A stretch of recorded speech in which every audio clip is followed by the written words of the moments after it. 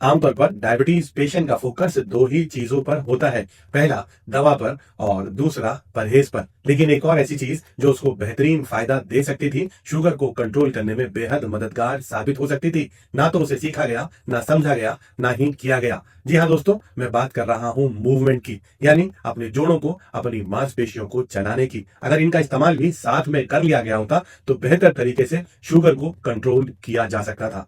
और जब बात मूवमेंट की आती है तो सभी के मन में एक सवाल पैदा हो जाता है, क्या करना बेहतर होगा? वॉकिंग की जाए, योगा किया जाए, या जिम जाकर एक्सरसाइज की जाए? कौन सी ऑप्शन आपके लिए बेहतर होगी? दोस्तों, मैं आपको एक मोटी सी बात समझाना चाहता हूं। हर व्यक्ति का शरीर अलग अलग है। कोई पतला है, कोई मोटा है। सबके जोड़ों में ताकत भी अलग अलग है। शायद आपकी उम्र की वजह से आपके जोड़ कमजोर भी हो रहे होंगे, और कुछ लोग ऐसे भी डायबिटिक होंगे जिनकी उम्र कम होगी और जोड़ बेहद मजबूत भी होंगे। तो हर व्यक्ति के हिसाब से, व्यक्ति की उम्र के हिसाब से, उसके वजन के हिसाब से और शुगर के लेवल के हिसाब से कि क्या आपको फास्टिंग शुगर परेशान कर रही है या आपको पीपी शुगर परेशान कर रही है, आप अलग अलग तरह की मूवमेंट को अपनी जरूरत के हिसाब से चूज कर सकते हैं। मैं आज आपको मदद करूंगा सही तरीके की मूवमेंट चूज करने में। आपके अपनी जरूरत के हिसाब से आपके लिए योगा बेहतर है, आपके लिए जिम जाना बेहतर है, या आपके लिए वॉक करना बेहतर है। दोस्तों, मेरे साथ बने रहिएगा। मैं लास्ट में आपको एक वीकली आइडियल प्लान भी बताऊंगा जो एक नॉर्मल स्टैंडर्ड डायबिटिक पेशेंट के लिए बेहतरीन फायदेमंद होने वाला है।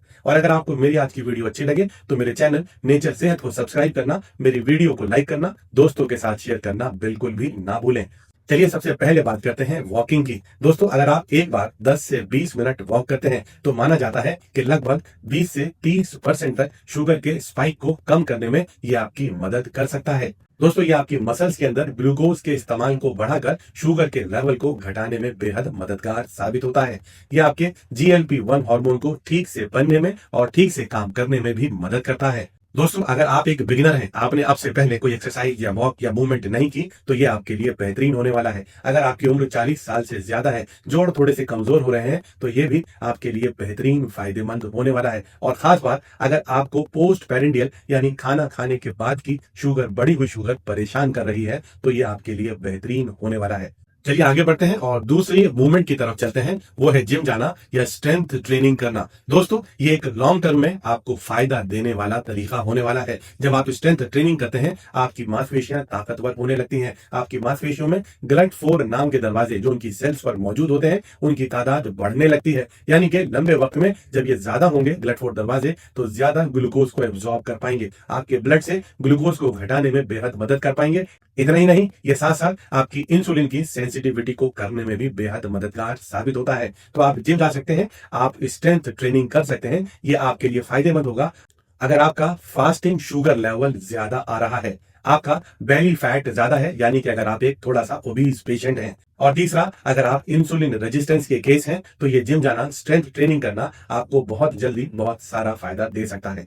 चलिए आगे चलते हैं और अपने थर्ड नंबर की मूवमेंट को देखते हैं, वो है योगा। दोस्तों, योगा करने से एकदम से तो शुगर का लेवल नहीं घटता, लेकिन योगा आपके रूट कॉज पर काम करता है। डायबिटीज पेशेंट के अंदर स्ट्रेस लेवल बहुत ज्यादा देखा जाता है, कॉर्टिसोल का लेवल बढ़ा हुआ होता है, इन्फ्लेमेशन शरीर में बढ़ा हुआ होता है। दोस्तों, ऐसे में अगर आप योगा का सहारा लेते हैं, कॉर्टिसोल का लेवल घटने लगता है, इन्फ्लेमेशन का लेवल घटने लगता है, सूजन शरीर में घटने लगती है। इतना ही नहीं, धीरे धीरे अगर आप इसे करते रहते हैं तो ब्लड शुगर लेवल भी का घटने लगता है। योगा आमतौर पर उन लोगों को सबसे ज्यादा फायदा देता है जिनका ब्लड प्रेशर बढ़ा हुआ हो, जो बहुत ज्यादा स्ट्रेस में हो, तनाव में हो, जिन्हें नींद आने में दिक्कत हो रही हो। चलिए, अब समय आ गया है फाइनल वर्डिक्ट का, आपके लिए एक ऐसा आइडियल वीकली प्लान देने का जो एक स्टैंडर्ड डायबिटीज पेशेंट के ऊपर सुटेबल हो, जो ज्यादातर डायबिटीज पेशेंट अडॉप्ट कर फायदा उठा पाए। यानी कि ये इन तीनों का, वॉकिंग का, योगा का और स्ट्रेंथ ट्रेनिंग का कॉम्बिनेशन होने वाला है। तो सबसे पहले तो नियम बनाएं, आप 7 के 7 दिन कम से कम 10 मिनट सुबह, 10 मिनट दोपहर, 10 मिनट शाम को खाना खाने के बाद चलने की आदत डालें, वॉकिंग करने की आदत डालें। अगर आप कुल मिलाकर पूरे हफ्ते में भी 150 मिनट वॉक कर रहे हैं, तो आप अपने लिए, अपने शुगर को कंट्रोल करने के लिए बेहतरीन काम कर रहे हैं। और साथ में अगर आप हफ्ते में 3 दिन के लिए स्ट्रेंथ ट्रेनिंग जोड़ लें, तो ये आपके लिए और भी फायदेमंद होगा। आपकी मांसपेशियां ताकतवर होने लगेंगी, मांसपेशियों की जो सेल्स हैं उनके अंदर GLUT4 दरवाजों की मात्रा बढ़ने लगेगी, जो कि ग्लूकोज को इस्तेमाल करने में, ग्लूकोज को यूटिलाइज कराने में बेहद मददगार साबित होगी।